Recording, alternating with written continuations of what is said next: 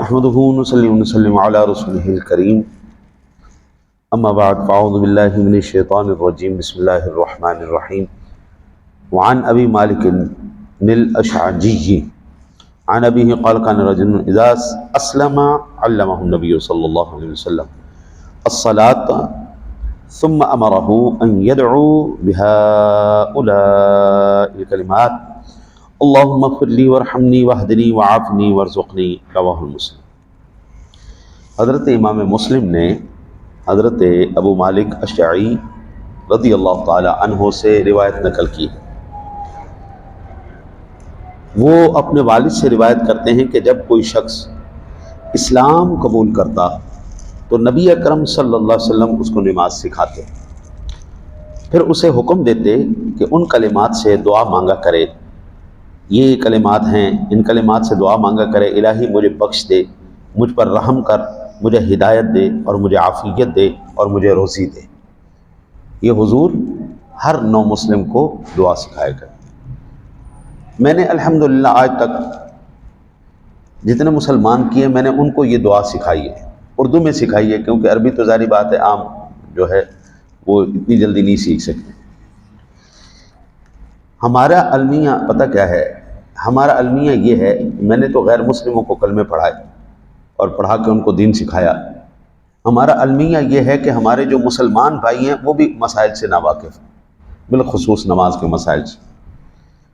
وہ سمجھتے ہیں کہ ہم مسئلے کا مذاق اڑا کے نا مولوی کی توہین کریں گے، لیکن حقیقت میں مولوی کے باپ کا دین تو ہے نہیں، دین تو اللہ رسول کا ہے۔ نماز مولوی کی پڑھنی ہے، اس کے باپ کی پڑھنی ہے، نماز تو اللہ رسول کی پڑھنی ہے۔ عبادت اللہ کی کرنی ہے یا مولوی کی کرنی ہے؟ اگر کوئی آپ کو مسئلہ بتائے تو بجائے اس کے کہ مسئلہ سمجھنے کے لیے مسئلے کی جناب دھجیاں بھی کھیر کر رکھ دیتا۔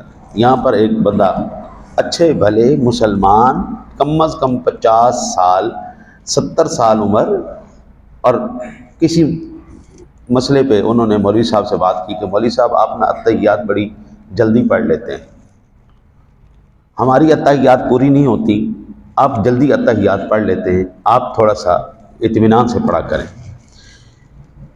مولانا عالم آدمی تھے، انہوں نے ان کو مسئلہ سمجھانے کے لیے بتایا کہ اگر آپ اتحیات میں اللہم صلی علی محمد تک بھی پہنچ چکے ہیں تو آپ امام کے ساتھ سلام پھیر دیں تو آپ کی نماز پوری ہو جائے۔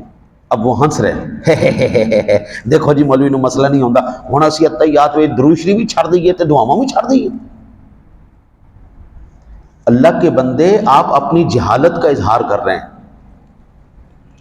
مولانا آپ کو مسئلہ سمجھا رہے تھے کہ فرض کس حد تک ہے، آپ تو شکریہ ادا کریں کہ آپ کا شکریہ آپ نے ہمیں بتایا کہ فرض کہاں تک ہے۔ اگر ہمیں کسی موقع پر اس کو چھوٹا کرنا پڑے گا تو ہم یہاں تک جو ہے ہمارے لیے لازمی ہے۔ ہم وہ مذاق اڑا رہے ہیں۔ 70 سے زیادہ میں کافروں کو کلمہ پڑھا چکا ہوں۔ وہ جو مسئلے کا مذاق اڑا رہے ہیں ان بیچاروں نے ابھی تک اپنے گھر میں اسلام نہیں لایا اور وہ مذاق اڑا رہے ہیں۔ حضرت دین کی موٹی سی بات ہے، یہ قرآن حدیث بڑا ایک نہ سادہ سا اس کا اصول ہے۔ آپ اس کا احترام کریں گے، اللہ آپ کے لیے دین کے وہ کھولتا چلا جائے گا، آپ کا سینہ کھولتا چلا جائے گا دین کے لیے۔ اور اگر آپ مذاق اڑائیں گے واللہ اللہ آپ کے دل میں کبھی ایمان اور یہ نبی کا جو ہے وہ شریعت نہیں آنے دیتا۔ عمریں گزر جاتی ہیں، اور پھر فخر کرتے ہیں اسی تے ایڈے نمازی نہیں ہیں جڑے ہاتھ لگ جاندی نماز پڑھ لینے ہیں، سیدھی ہاتھ لگ دی نماز نہیں۔ وہ اللہ کے بندے مسلمان ہونے کے بعد یہ مسلم شریف کی حدیث بتا رہی ہے جو سب سے اہم ترین چیز ہے وہ نماز ہے۔ مسلمان ہونے کے بعد سب سے اہم ترین چیز نماز ہے۔ اور آپ کہیں کہ جو آپ کے ہاتھ لگ گئی آپ نے پڑھ لی ہیں جی، اور تحقیراً یہ بات کریں تو پھر بابو آپ کے ایمان کا خطرہ ہے، آپ ذرا ایمان کی سلامتی کا خیال کریں۔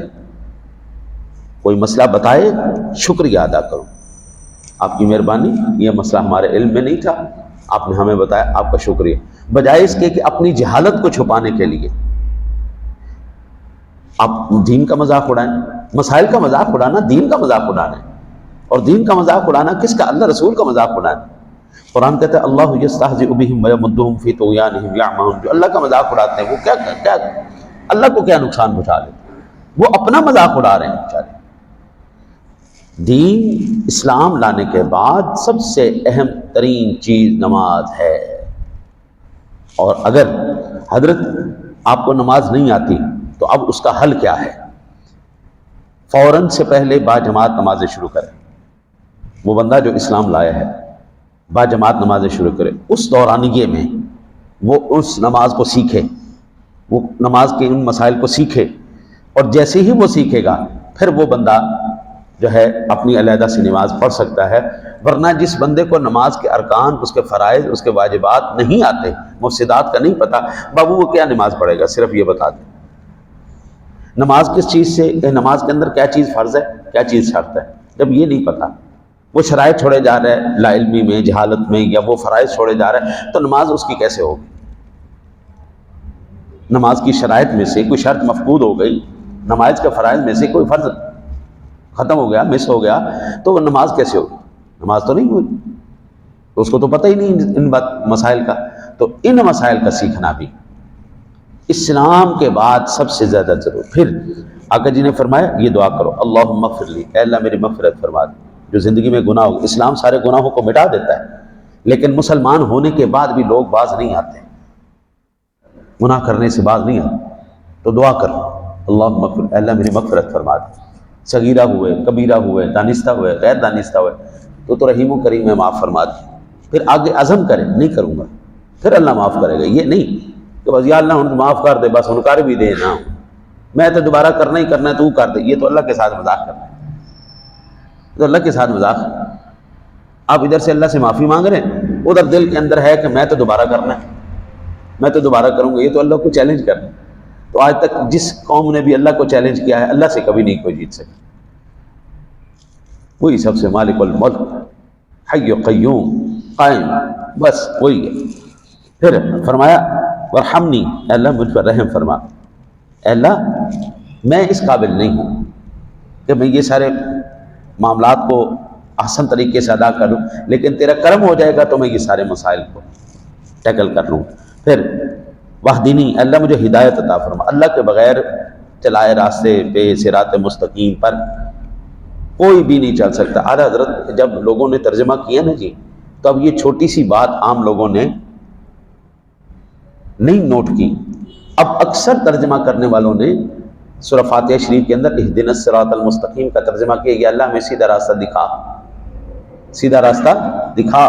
لیکن جب اعلیٰ حضرت نے ترجمہ کیا، فرمایا یا اللہ مجھے سیدھے راستے پہ چلا۔ نیکی اللہ کی توفیق سے ہوتی ہے۔ ہم اللہ سے جب مانگے تو پھر وہ مانگے نا جو ہمارے حق میں بھی بہتر ہے۔ یا اللہ صرف دکھا نہیں، کس کو نہیں پتا کہ یہ دین اسلام صحیح دین اسلام، نماز اور یہ ان چیزوں سے بندے کو ہدایت ملتی ہے، کس کو نہیں پتا؟ لیکن توفیق مانگی جائے گی، پڑھا جائے گا تو یا اللہ ہمیں سیدھے راستے پہ چلا، توفیق دے، نماز پڑھوا، یہ عمل کروا، مجھ سے اپنی مخلوق کے اوپر رحم کروا، یا اللہ یہ معاملات میرے کروا، توفیق مانگ، یا اللہ مجھ سے یہ کروا۔ اللہ دے گا ہدایت تو معافی نہیں، اللہ مجھے عافیت عطا فرما۔ حضرت ہمیں نہیں پتا کتنے حملہ آور ہم پر حملہ آور ہیں، ہم تو کہتے ہیں یا اللہ ہم نے تجھے ہی اپنا سب کچھ مانا ہے، الہی تو ہی ہمیں عافیت عطا فرما، تو ہی ہمارے پناہ بن جا، یا اللہ ساری بلاؤں سے تو ہماری پناہ بن جا، جو آئے مولا خود ہی سنبھال دے، عافیت عطا فرما، تو کرم کر دے۔ پھر ورزقنی، اللہ میں رزق حلال وسیع عطا فرما۔ حضرت میں نے کئی لوگوں کو ایسا دیکھا ہے بیچارے 24 گھنٹے محنتیں کرتے ہیں، 20 گھنٹے محنتیں کرتے ہیں، 4 گھنٹے آرام کرتے ہیں، وہ ساری محنت کرنے کے بعد 20 گھنٹے کی محنت کے بعد جو 100 روپیہ کمایا اس میں 2 روپے تھوڑے سے جو ہے حرام کے بیچ میں شامل کر کے وہ بیچارے 20 گھنٹے کی محنت کو چلو خراب کر کے، پنجابی میں کہتے ہیں دودھ بھی دیتا مہنگنا پا کے، دودھ بھی دیتا مہنگنا پا کے۔ وہ مولوی صاحب کے پاس کو مانے کا دودھ آیا، مولوی صاحب نے کہا آج تک یار اتنا دودھ مینو کدی کسی نے نہیں دیتا، خیر ہے؟ انہوں نے کہا جی اماں جی نے بھیجا ہے کہ جا مولوی صاحب نے دے آ جی، کہ کیوں دے آ جی؟ وہ مجھ نے جڑا ہے نا جی دودھ دیندے ہوئے تھوڑا جہا وچ نہ گویا کر دیتا سی جی، تو انہوں نے کہا ہن سٹنا ضرور ہے، جا کے مولوی نے دے آ۔ دودھ بھی دیتا منگنا پاک ہے اج نہیں. دعا کرو اللہ تعالی ہمیں رزق حلال وسیع عطا فرمائے. اللہم صلی علی سیدنا و مولانا